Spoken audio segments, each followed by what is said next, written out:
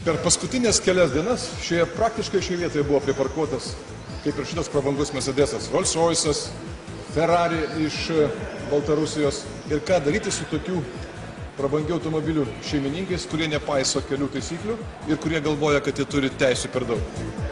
Matyt, tankas yra geriausia priemonė.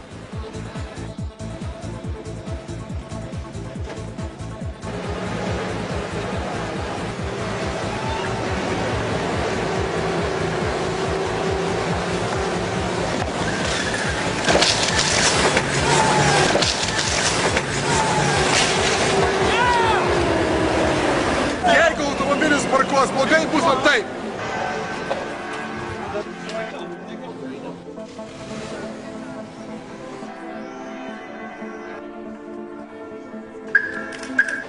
Sveiki, kitą kartą laikykitės kelių taisyklių. Pasistengsiu.